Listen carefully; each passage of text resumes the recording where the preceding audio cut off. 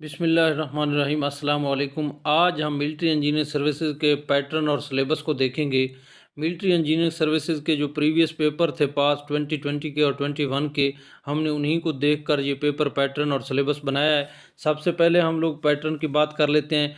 Pattern के अंदर क्या है कि आपका पेपर जो होगा वो 50 मार्क्स का होगा।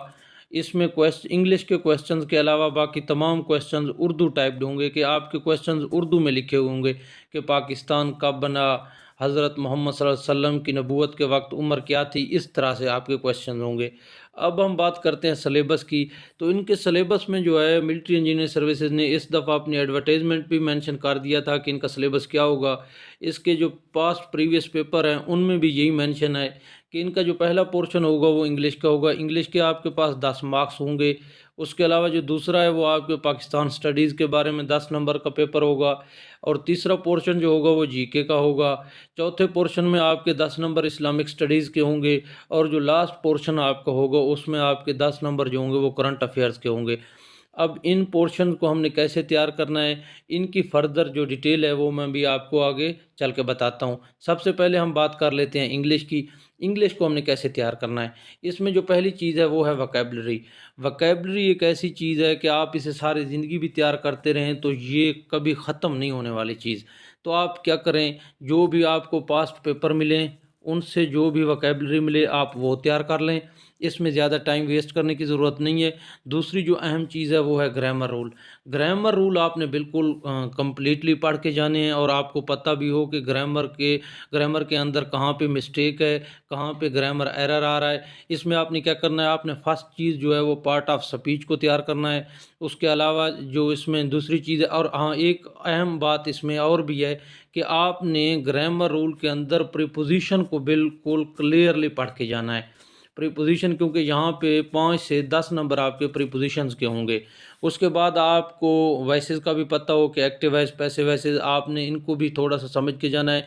ये काफ़ी इजी हैं, अगर आप एक दो लेक्चर इनमें देख लेंगे तो आपको समझ आ जाएगी कि एक्टिव वॉइस से पैसिव वॉइस कैसे बनाते हैं और पैसिव वॉइस से फिर एक्टिव वॉइस कैसे बनाते हैं।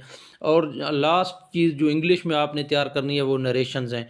आपने वॉइसेस, नरेशन और जो ग्रामर स्ट्रक्चरिंग है या ग्रामर रूल हैं, आपने ये बिल्कुल तैयार करके जाने हैं। और उसके अलावा वोकैबुलरी को इतना ज़्यादा टाइम नहीं देना, क्योंकि ये ना ख़त्म होने वाली चीज़ है। आप चाहे 500 वर्ड्स भी तैयार कर लें तो दुनिया में इंग्लिश के इतने वर्ड्स हैं वो कभी याद नहीं हो सकते। अब जो नेक्स्ट है वो है पाकिस्तान स्टडीज़। पाकिस्तान स्टडीज़ भी एक वास्ट सब्जेक्ट है। इसके अंदर आपका दूसरों के साथ मुकाबला भी होगा, और अगर आप इसमें से अच्छा स्कोर कर लेते हैं तो आप दूसरों से आगे निकल सकते हैं। इसमें आपने करना क्या है, आपने पाकिस्तान की मेजर जो सिविलाइजेशन है, लाइक इंडस वैली सिविलाइजेशन हो गया, मेहरगढ़ सिविलाइजेशन है, गंधारा सिविलाइजेशन है, आपने सिविलाइजेशन के बारे में थोड़ी बहुत नॉलेज हो आपके पास। दूसरा क्या है, आपने मोहम्मद बिन कासिम का एरा देख लेना है। मोहम्मद बिन कासिम के एरा में महमूद गजनवी, शहाबुद्दीन गौरी का भी एरा आ जाता है। उसके बाद जो दिल्ली सल्तनत की आपने सारी डिटेल पढ़ लेनी है। इसमें आपने पढ़ना है कि ख़ानदान गुलामा ने कैसे हुकूमत की, उनके हुक्मरान कौन कौन से थे।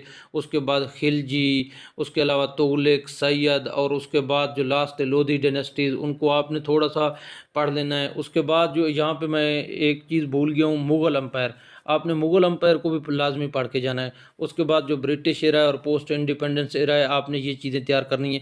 और आपने इनको क्या तैयार करना है, इनके एमसीक्यूज़ तैयार कर लें आप लोग। आपको एमसीक्यूज़ अवेलेबल होंगे इंटरनेट से, ईज़िली आपको अवेलेबल हो जाएँगे। आपने इनके क्या करना है, एमसीक्यूज़ को तैयार कर लेना है।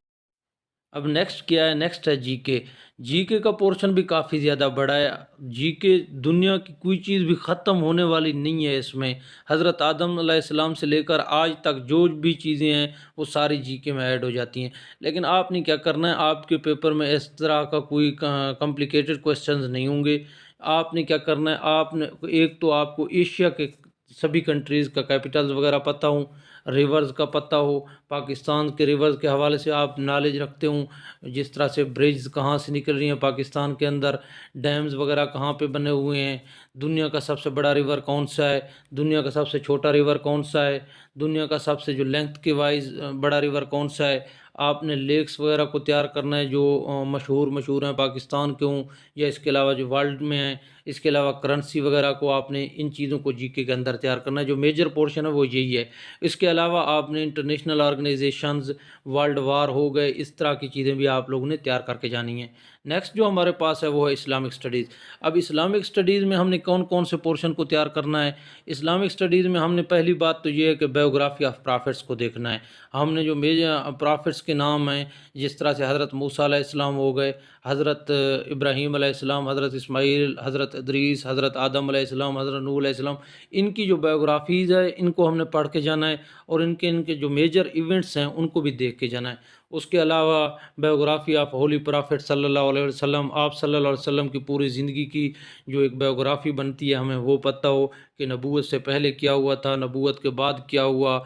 उसके अलावा जो ग़ज़वात हैं, कुरान करीम, इसके अलावा नमाज, रोज़ा, खुलफ़ाए राशिद, इन चीज़ों को हमने पढ़ के जाना है यहाँ पे।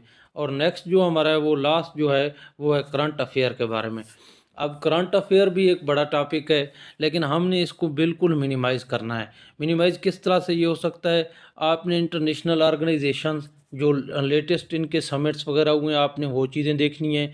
लेटेस्ट अगर जिस तरह से अब इंटरनेशनल ऑर्गेनाइजेशन किस तरह से कि G7 का इस साल का समिट किस सिटी में हुआ या किस कंट्रीज़ में हुआ, G20 का कहाँ पे हुआ, climate change Paris climate change agreement जो हुआ था उसका जो रिसेंट इजलास हुआ है वो कहाँ पे हुआ है।